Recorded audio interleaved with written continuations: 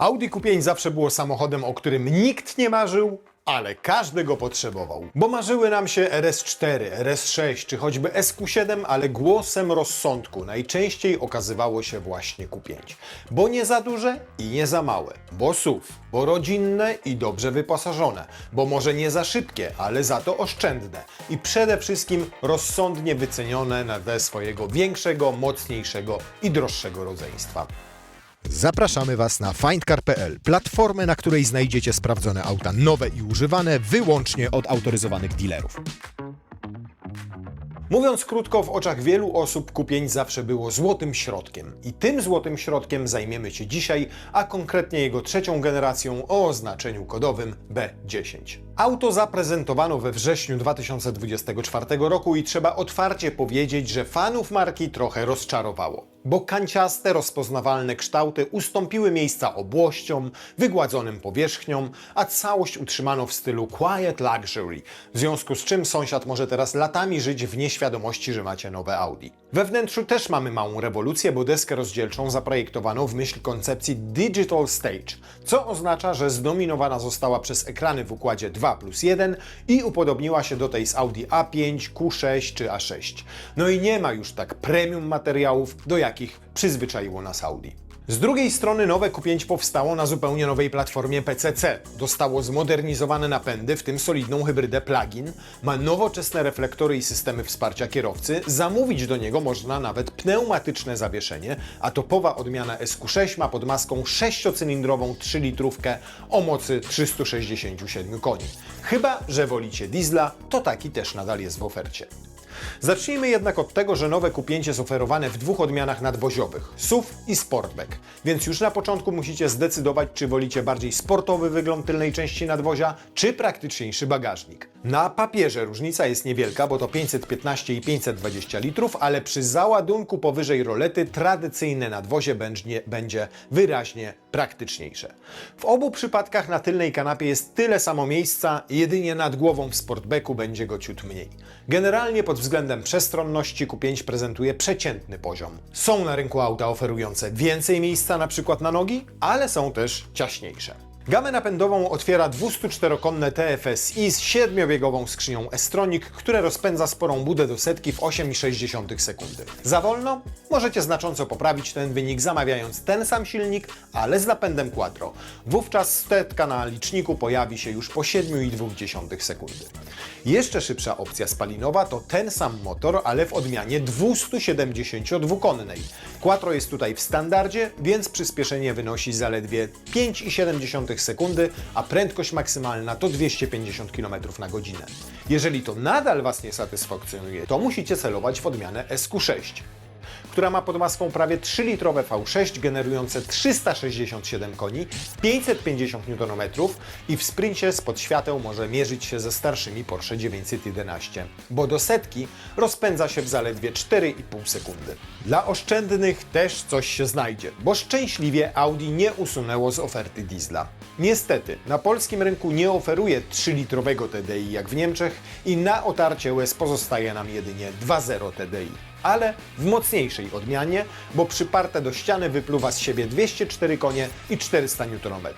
W standardzie jest tu oczywiście 7-biegowy S-Tronic i napęd Quattro. Auto jest dość żwawe, bo setkę osiąga w 7,4 sekundy, a przy tym zużywa na tyle mało paliwa, że 65-litrowy bak może wystarczyć na ponad 1000 km. Jeżeli nie możecie się zdecydować, benzyna czy diesel, Audi daje Wam alternatywę w postaci plugina i to w dwóch odmianach mocy, 290 lub 367 koni.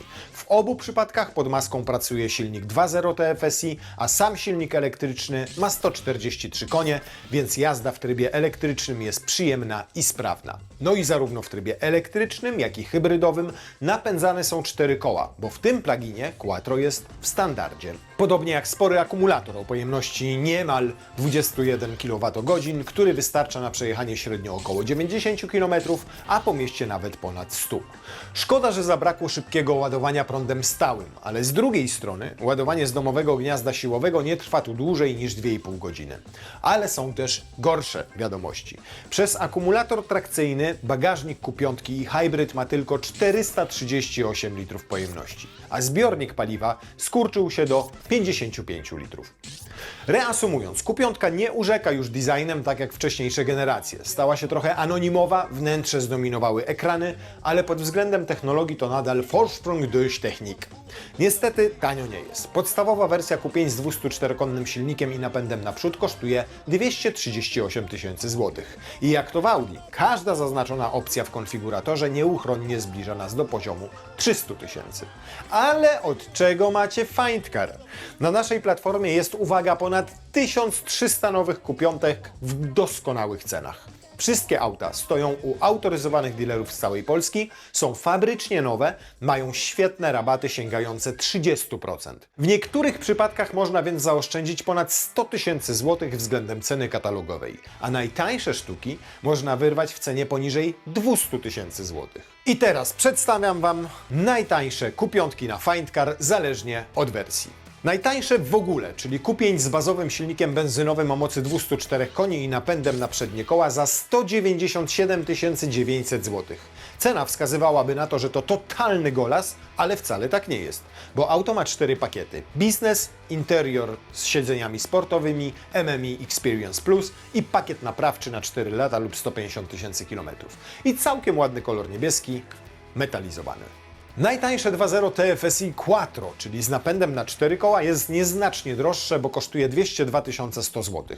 Również ma pakiety zawierające kamerę cofania, aktywny tempomat, czujniki parkowania, wygodniejsze fotele, ale obite zwykłą tkaniną. Jest też lepsze audio i integracja multimediów ze smartfonami. Ale ma budżetowy biały kolor. W przypadku Q5 im auto jest droższe katalogowo, na tym większy rabat można liczyć u dealera. O ile w przypadku wcześniejszych, najtańszych wersji benzynowych była to kwota około 45 tysięcy złotych, to w przypadku tego najtańszego na Findcar nowego diesla mówimy już o upuście rzędu 75 tysięcy, co daje 24% rabat od ceny katalogowej. Dwulitrowy 204-konny diesel ma w standardzie napęd Quattro i wystawiony jest za 235 tysięcy złotych, podczas gdy według konfiguratora kosztuje 310 tysięcy. Niestety dealer milczy na temat tego, jakie ten egzemplarz ma dokładnie wyposażenie, ale na zamieszczonych zdjęciach widać i sportowe skórzane fotele, i ekran dla pasażera, więc z pewnością jest choćby pakiet technologiczny Pro. Przy takiej cenie zdecydowanie warto poprosić sprzedającego o pełną specyfikację i możecie w łatwy sposób zrobić to bezpośrednio z naszej strony. Wystarczy, że wejdziecie w treść ogłoszenia, które Was interesuje, klikniecie w niebieskie pole, wyślij wiadomość do dealera. Oczywiście nie brakuje u nas także droższych wersji, zarówno benzynowych, jak i diesla. Na przykład to 2.0 TDI w wersji Sportback kosztuje 278 500 zł, ale jego katalogowa konfiguracja to niemal, uwaga, 390 tysięcy, więc w kieszeni zostaje Wam ponad 110 tysięcy złotych. No i mamy egzemplarz w pięknym kolorze, z czarnymi 20-calowymi felgami i pakietem Czerni Plus, do tego zawieszenie pneumatyczne, we wnętrzu pakiet Tech Pro, elektrycznie sterowane fotele z tapicerką Dynamika z czerwonymi szwami i wiele innych dodatków, które sprawiają, że temu, kto konfigurował ten egzemplarz, mamy ochotę uścisnąć dłoń i pogratulować. Ale mamy też podejrzenie graniczące z pewnością, że to był jakiś klient, który ostatecznie nie odebrał auta, a nie sam dealer. W podobnej cenie co 204-konnego dobrze wyposażonego diesla można kupić 272-konną benzynę 2.0 TFSI, oczywiście z napędem Quattro. Tu jednak wyposażenie, w przeciwieństwie do osiągów i wrażeń z jazdy, nie będzie tak imponujące. Prawda jest taka, że na tę wersję silnikową nie decyduje się zbyt wielu klientów, więc oferta jest dość skromna. Na Findcar mamy tylko 10 takich aut, więc więcej jest nawet SQ5, bo 14 sztuk. I tutaj można złowić naprawdę fajną okazję. Spójrzcie na to. Fabrycznie nowe, 6-cylindrowe, 367-konne SQ5, które robi setkę w 4,5 sekundy za 338 500 zł. Co prawda auto wyprodukowano w 2025 roku, ale z konfiguratora wynika, że ta specka kosztuje cennikowo ponad 440 tysięcy. I ktoś się naprawdę postarał, bo jest tu nawet pneumatyka, hak holowniczy, reflektory LED Matrix, kamery 360 stopni i do tego wszystkiego szczeciński dealer dorzuca ubezpieczenie za 1 zł. To teraz last but not least, czyli wersja e-hybrid. Propozycja dla tych, którzy są w stanie zrzec się jednej dużej walizki zabranej na wakacje, aby móc na co dzień jeździć wyłącznie na tanim prądzie. Za 259 900 zł możecie wyjechać z salonu wersją niemal 300-konną z bardzo dobrym wyposażeniem obejmującym wewnętrzny i zewnętrzny pakiet S, pakiet Tech optyczny czerń.